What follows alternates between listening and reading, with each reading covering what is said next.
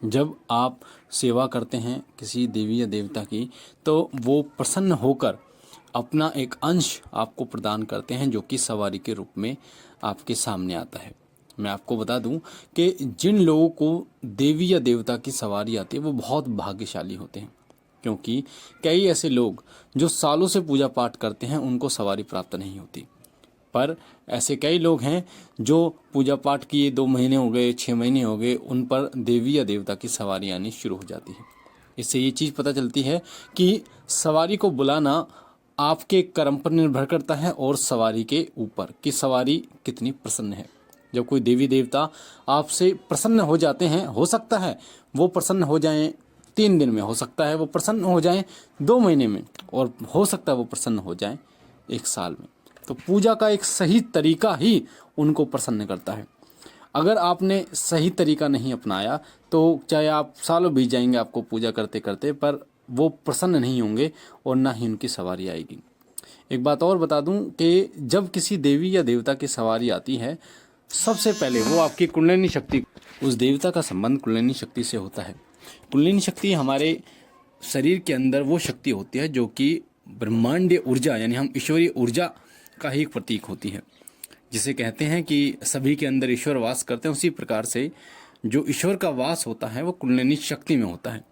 जब कुंडलिनी शक्ति जागृत होनी शुरू होती है तो धीरे धीरे ऐसी असाधारण चीज़ें हमें प्राप्त होनी शुरू हो जाती हैं।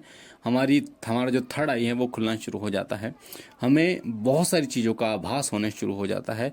हमें ऐसी ऐसी चीज़ें दिखाई देनी शुरू हो जाती हैं जो कि सूक्ष्म जगत की चीज़ें होती हैं, जो कि सभी को दिखाई नहीं देती। तो ये कुंडलिनी शक्ति देवी देवताओं से कनेक्ट होती है। देवताओं की कृपा से कुंडलिनी शक्ति को बहुत जल्दी जागृत किया जा सकता है। जब आपके ऊपर सवारी आती है किसी भी देवी या देवता की, तो सबसे पहले वो आपकी कुंडलिनी शक्ति को ही जागृत करती है, आपके मूलाधार चक्र पर जाकर बैठती है, आपकी कुंडलिनी शक्ति को वो जागृत करती है। पर ऐसा नहीं होता कि वो एकदम जागृत हो जाता है। आपके द्वारा की गई पूजा पाठ, आपके द्वारा किया गया मंत्र जाप उस शक्ति को धीरे धीरे जागृत करता है। जब उन देवी या देवता की सवारी का जो अंश है वो आपको प्राप्त होता है, जब वो सवारी का अंश आपको प्राप्त होता है तो वो आपकी कुंडलिनी शक्ति को जागृत करता है और आपकी कुंडलिनी शक्ति धीरे से ऊपर की ओर बढ़ती है, जो पहुंचती है आपके मूलाधार चक्र पर। जब मूलाधार चक्र पर ये सवारी पहुंचती है, ये तन जो पहुंचती है, जो ऊर्जा पहुंचती है, उसके बाद आपको बहुत सारी चीज़ें अपने आंखों के बंद करने के बाद दिखाई देनी शुरू हो जाती हैं। कई ऐसी चीज़ें जिनके बारे में हम पूछना चाहते हैं उस सवारी से, वो बिना सवारी लाए ही आप पूछ लेते हैं। आपकी आंखों के सामने वो चीज़ें आपको दृश्य के रूप में दिखनी शुरू हो जाती हैं। तो कुंडलिनी शक्ति को जागृत करने का जो कार्य है वो सवारी करती है। सबसे पहली ये बात है। दूसरी, जब आप भगवान को समय देते हैं तो भगवान भी आपको समय देना शुरू कर देते हैं। यानी कि एक समय, पूजा का एक समय आपको बनाना बहुत ज़रूरी है। चाहे आप 7 बजे का समय बनाएं, चाहे आप 6 बजे का समय बनाएं, चाहे आप 4 बजे का समय बनाएं, पर समय बनाना ज़रूरी है।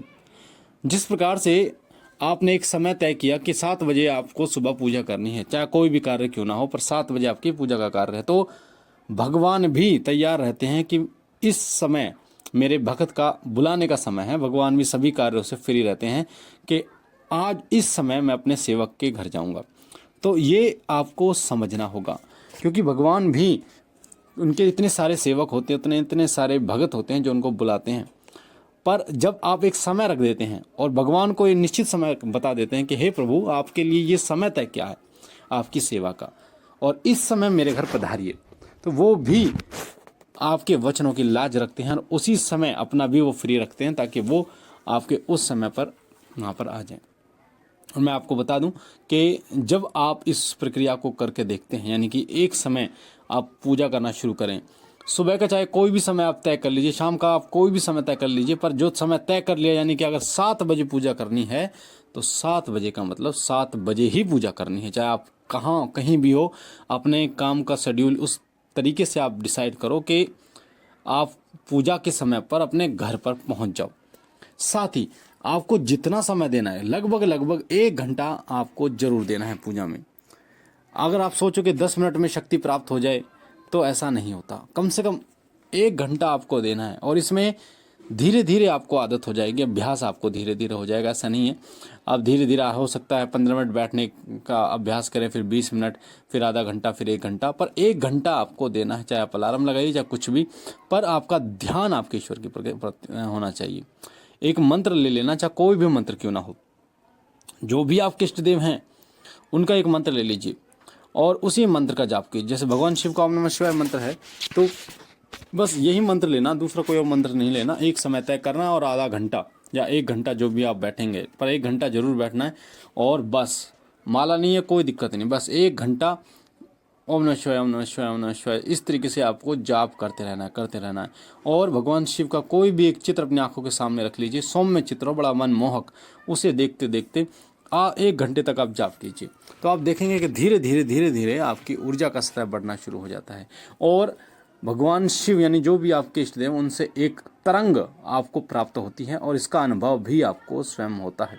आपके शरीर में धीरे से झटका लगता है, आपके रोंगटे खड़े होते हैं, आपके शरीर में एक अलग ही ऊर्जा आपको महसूस होती है। जब आप पूजा करके उठते हैं तो आपको ऐसा लगता है जैसे आप सोकर उठे हैं, एक नई ऊर्जा, एक नया सवेरा आपके साथ आया है और फिर आप हर जगह पर अपनी ऊर्जा को केंद्रित कर पाएंगे। ये आपको मदद करता है आपके भौतिक जीवन में सुख में बनाने के लिए, यानी कि आपके जीवन में सही निर्णय लेने में भी आपकी मदद करेगा, साथ ही किसी कार्य को एकाग्र होकर करने में भी आपकी मदद करेगा। दूसरा, आसन, जो भी आपका आसन है, क्योंकि आसन किसी को नहीं देना। आसन और माला ऐसी चीज़ें होती हैं जो साधक की अपनी निजी चीज़ें होती हैं, किसी को नहीं दी जाती।